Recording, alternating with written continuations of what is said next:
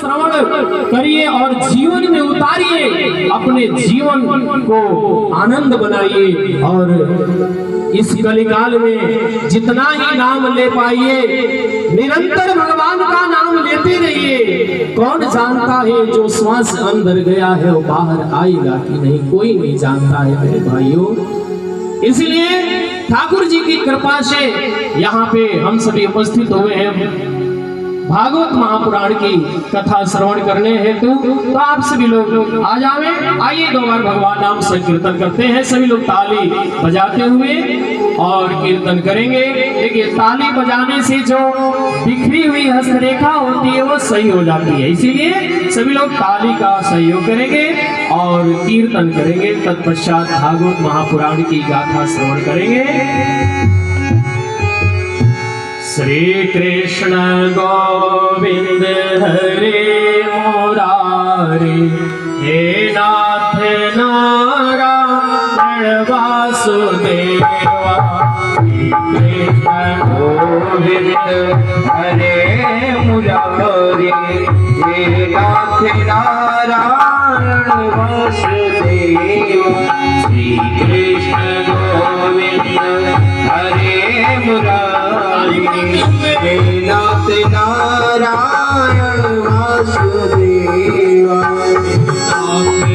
नारायण वासुदेवा, हे नाथ नारायण वासुदेवा। हे नाथ नारायण वासुदेवा, हे नाथ नारायण वासुदेवा।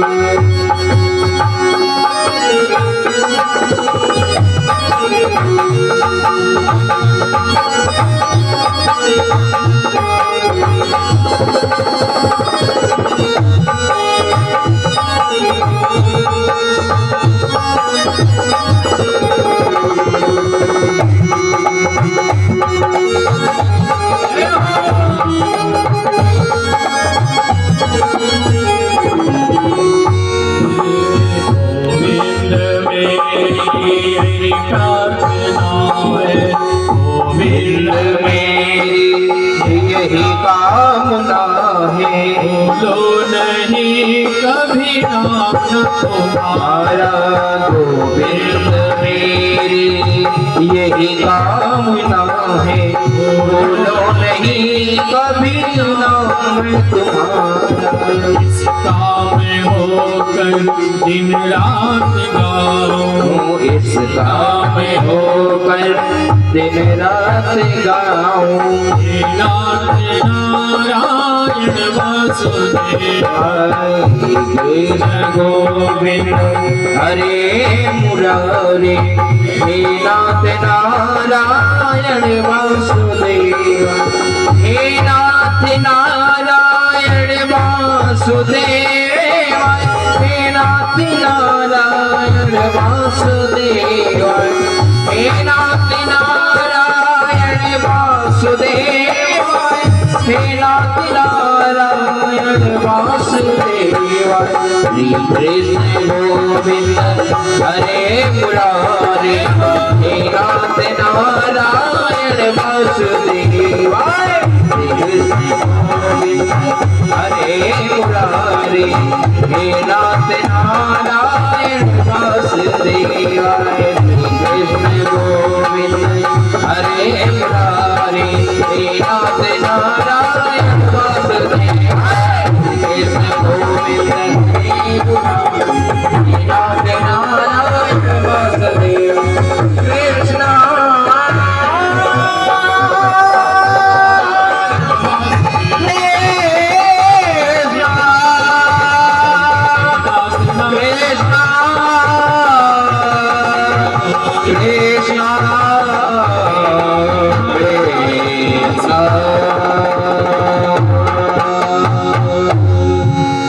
भागवत महापुराण की जय हो। सप्ताह ज्ञान यज्ञ की जय जय हो। बहरी मैया की जय हो। शंकर भगवान की जय हो। काशी विश्वनाथ की जय हो। गंगा मैया की जय हो। राम देवता की जय हो। जय जय श्री राधे श्याम।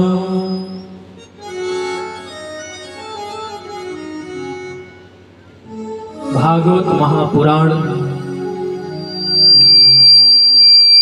भागवत महापुराण में 12 स्कंद है। देखिए, आप लोग कथा श्रवण करिएगा तो ध्यान से कथा श्रवण करिएगा। फिर कभी हम आपसे पूछ भी सकते हैं, प्रश्न कर सकते हैं, इसलिए ध्यान से कथा श्रवण करिएगा आप सभी। भागवत महापुराण में 12 स्कंद है, 335 अध्याय है और 18,000 श्लोक है। 6 अध्यायों में महात्म प्रकरण का वर्णन किया गया है। आज आप सभी महात्म श्रवण करेंगे। भागवत शब्द से को अर्थ, भागवत शब्द का अर्थ क्या है? भा मतलब भक्ति, ग मतलब ज्ञान और व मतलब वैराग, त मतलब तत्व।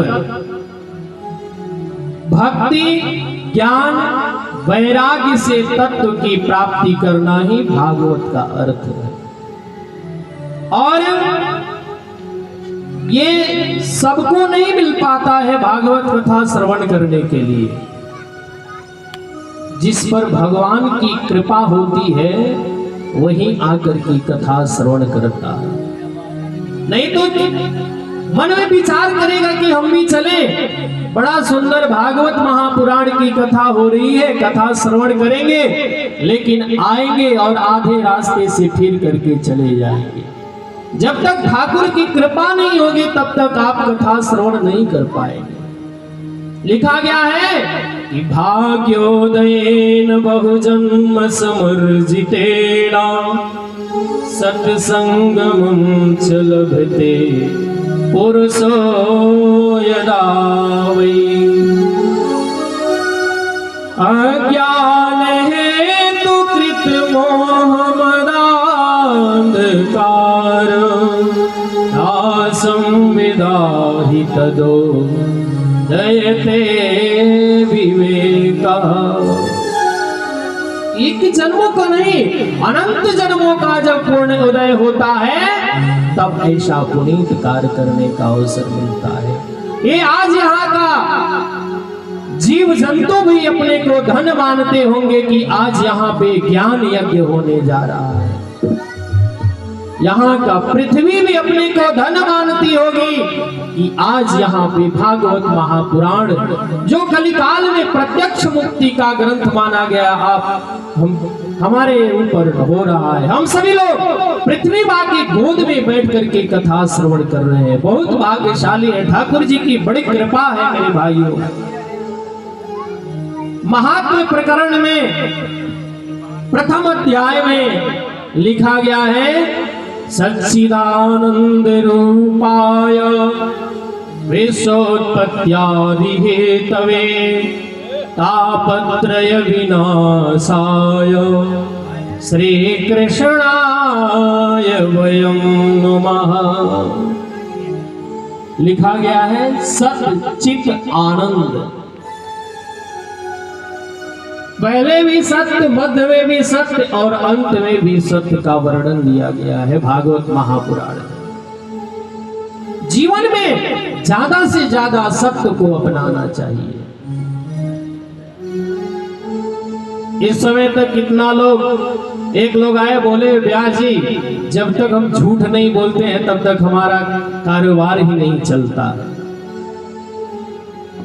देखिए, झूठ बिटिया के शादी में बोलिएगा तो चलेगा, पाप नहीं लगेगा। किसी का वध हो रहा हो वहां पे आप अगर झूठ बोलते हैं तो पाप नहीं लगेगा। और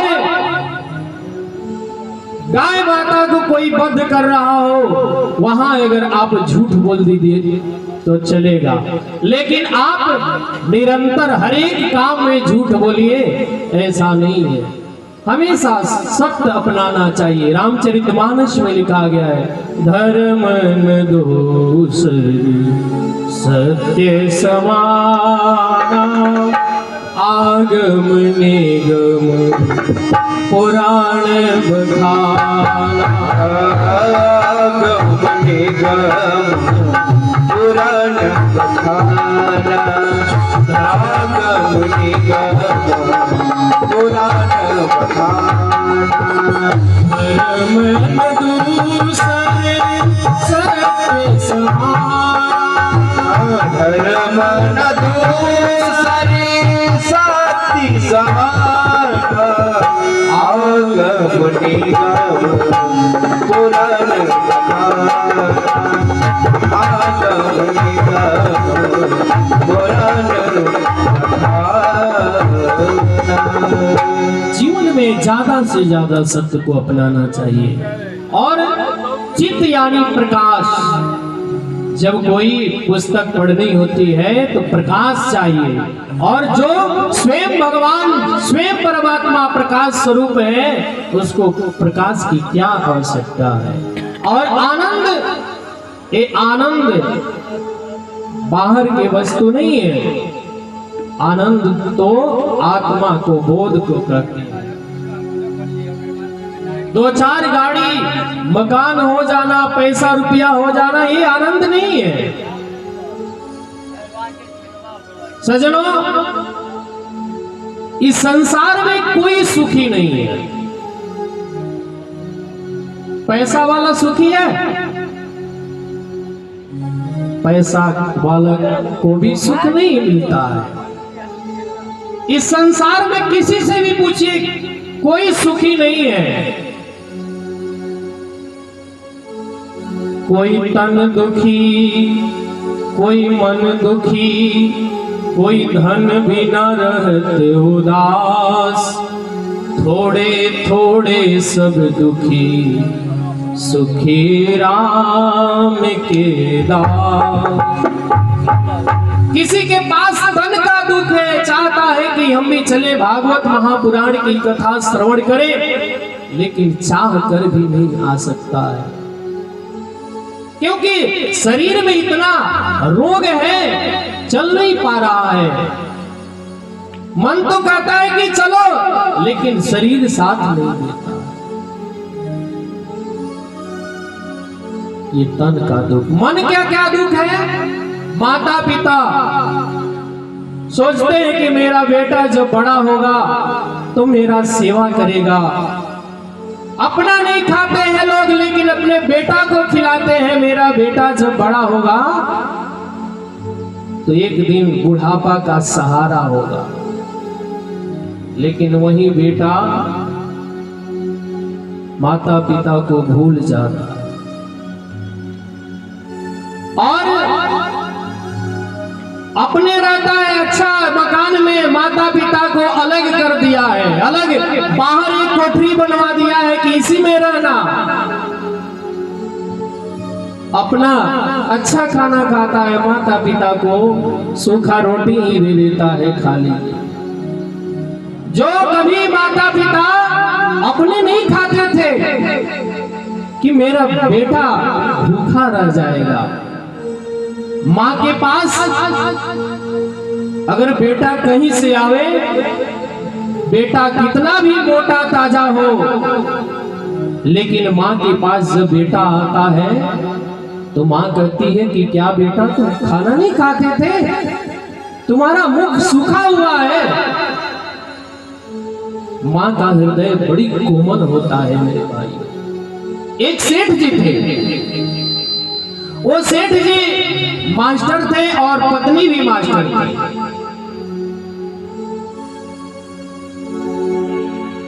दोनों लोग पैसा खूब कमाते थे और दो उनका बेटा था। देखिए, एक होता है बेटा और एक होता है लड़का और एक होता है पुत्र। बेटा कौन है? जो बार बार अपने माता पिता से कहे कि बंटवारा करो, वही बेटा है। और लड़का कौन है? माता पिता से बार बार लड़ाई करे, वह लड़का है। और बेटा का पुत्र कौन है? पुण्नाम नरकैति पुत्रः। पुण्य नाम का एक नरक है, जो पुत्र पार करा दे वही सच्चा पुत्र है मेरे भाई। सेठ जी पैसा बहुत कमाए, बेटा को भी बहुत पढ़ावे। एक डॉक्टर हो गया, जापान में रहने लगा, और एक बेटा बड़ा वाला